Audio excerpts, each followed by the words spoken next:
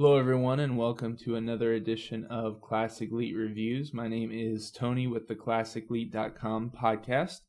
We are a podcast for casual gamers from the Elite generation. You should check us out if you're into modern and retro games at ClassicElite.com. Today we're reviewing a game published and developed by Gameloft, and Gameloft is the top iOS device publisher, and they continue in a long line of great games with Dungeon Hunter 2.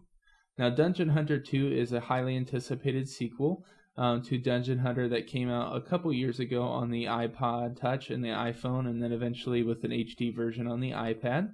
I'm actually playing the iPhone version of Dungeon Hunter 2 on my iPad. And Gameloft really continues in their great tradition of games with this one. It has many options just to start out. First of all, it has access to Game Center, which is Apple's kind of new version of what we might call an Xbox Live. You can have friends, achievements, leaderboards, and online multiplayer, and it kind of tracks all of it across all of the games. It's really the premier service for portable devices, and Gameloft is actually the owner of the other premier service, which is Gameloft Live. And this game actually adds something that is really going to be unique to the iOS device and set this game apart. It adds online co-op multiplayer in a dungeon crawler action RPG, which is just an absolute blast. And as you can see, you can either play local wireless, local Bluetooth. You can actually play Gameloft Live's service, as you can see here, or actually play through Game Center. So they give you a lot of options to find games, and when I logged in each time, I was able to find a game to play, and it just came out tonight, and I'm sure the servers are going to get much more busy as we go on. So that's really cool. You can change your HUD and your touch. You can use touch controls or joypad controls. I prefer the virtual stick controls, as you see here, so that's what I'll be using in this review.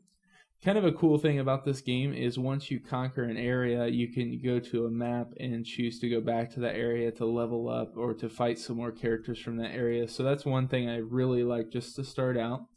The story of this game is about two immortal princes who are born to a king. One is evil and one is good, and you play the good prince who is battling in a world filled with evil because your brother is evil. And so that's kind of the backdrop and plot of the game, kind of a fast plot, but it gets more interesting as you go along.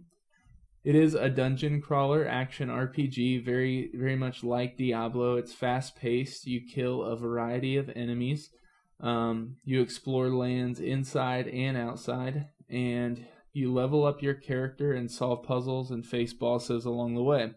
So that's a lot in one breath, but that's what a dungeon crawler is, and this game has every good feature of a dungeon crawler. I was really pleased with the controls. They were really responsive. I had a small hang up. Sometimes my character would get stuck when he was trying to smash a barrel, but it was nothing that really held up the game at all. This game combines quick little cinematic events with fast-paced action, and it's a lot of fun. And I really liked the mixture of this game.